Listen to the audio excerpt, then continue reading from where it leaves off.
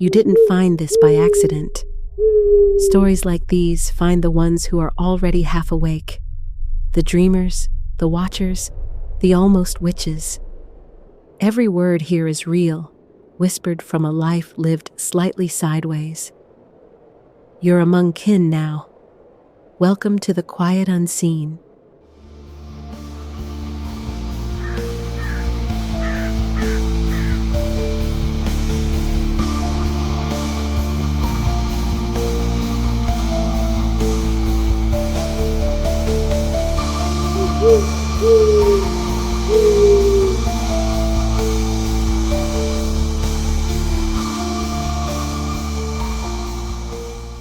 A few weeks had passed. Tarragon had felt like she'd gained an additional protective shield since the day her name had found her. Her heart was so open now that she knew it was this way. The name chose her, and not the other way around. She felt much happier and stronger. The young witch also enjoyed the idea of having a new, secret side to her life. No one guessed anything because her family valued reality as they saw it, reality based on physical objects. They weren't the kind of people for whom thought, feeling, and ideas were more important than action and the material results of those actions. She lived in a family where being tired to the point of zombie-like exhaustion was particularly valued, especially if it kept you in the circle of survival, the circle to which almost everyone belonged in one way or another. Tarragon also wanted to be part of that circle of pointlessly hardworking, honest people, and for some time, she was. But thanks to her free nature, she had broken those chains, at least mentally. Curiously, how did it happen? Thought the woman. For a long time, I took it as weakness. I thought I'm not strong enough to work that hard, to hold on under the pressure. But now, what seemed like weakness, I see as power. She smiled happily. I'm too strong to put myself into the tiny box of an ordinary lifestyle. After the name had found her, Tarragon saw this herb whenever she went for a walk. It felt like wormwood wanted to greet her or send her a message. She took a leaf from it and sniffed it, each time feeling how that unusual smell shifted something in her. Something deep, ancient, like a long-forgotten memory. She felt more awake with each passing day. The young witch literally felt like she had been in some semi-sleep all those last 7 years, and as if now she was waking up. It had been 7 years since she met him. 7 years since she allowed her heart to let love rule.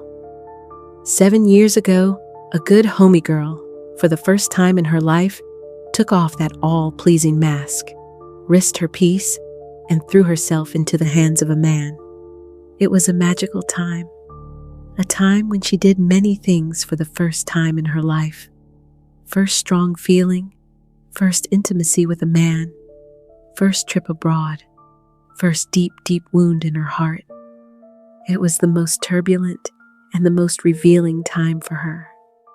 She learned to love, she learned to heal herself. She learned to knock into the heart of another person, one who lived 1,000 miles away.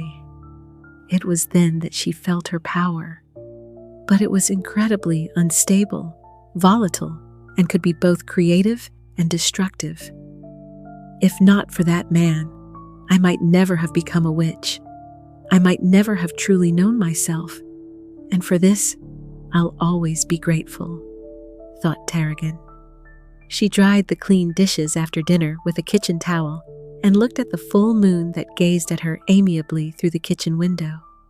I guess I'll have trouble sleeping tonight, thought the woman. The full moon was the most overwhelming time for her. She thought, it's like on this day, I hear a huge orchestra playing in my heart and head at full volume with all the capacity of many instruments, while on other days, it's just 1 or 2 instruments or silence. She had a hard time tolerating the silent days, but the orchestra days were not easy either. Tarragon tried to keep herself busy, separate from people, and avoid triggering conversations. Because one spark could make her explode, and her close people would be the first to suffer. She never wanted that. After finishing with the dishes, she put a kettle on to make some tea. She wasn't a tea person, but if she drank coffee now, a sleepless night was guaranteed. She took the tea bag, tore off its upper part, and poured part of it into the cup. She never could understand why people made tea bags. It was too strong for one cup, and she always felt the strange taste of the paper in her tea. She poured hot water into it, waited a bit, and added a little cold milk. While coffee was her power drink, tea with milk was her comfort beverage. It made the evening cozy, calm, and proper. She once heard the phrase that no problem on this planet can't be solved over a cup of tea. No doubt, it's a British or Irish phrase, she thought. My beloved Ireland. For some unexplainable reason, she loved that country with its vast terrains of green fields and high coastline. She often imagined herself sitting on the edge of the cliffs of Moher, or flying above the roaring Atlantic like a seagull, touching the waves with her wing, swimming in the sunset beams. She was sure that the air there was amazing. It smelled like seawater and heather and freedom. Freedom. She still felt she could not fathom what it meant to her. Her heart knew it well, but her mind resisted the clarity, refusing to make it real and tangible. She felt like she was missing something. Some part of the puzzle still eluded her. That evening, Tarragon tried to exhaust her brain by watching YouTube videos and reading. It was her usual tactic, especially on the full moon. She knew that the full moon was the most magical time for witches like her, but she didn't want to do any rituals. She was not ready for it yet. This evening time was her favorite time of the day. She was free to do whatever she wanted. No need to talk, no need to think much. Her brain on autopilot, her thoughts wandering with no strain. When she realized she had read one sentence a third time in a row with no clue what it was about, Tarragon closed the book. It was Dracula by Bram Stoker, and she thought, if the author watched some of our horror movies, he would call his novel a fairy tale for kids.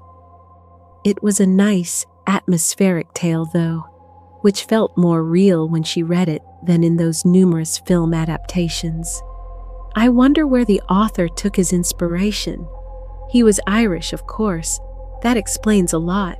Their folk tales are so rich, but still, vampires. Her brain kept working, sentences becoming shorter, until only separate words popped up in her head, whirling, circling, and disappearing. Gone. She's gone now, poor soul, said the male voice. Now you may bury her.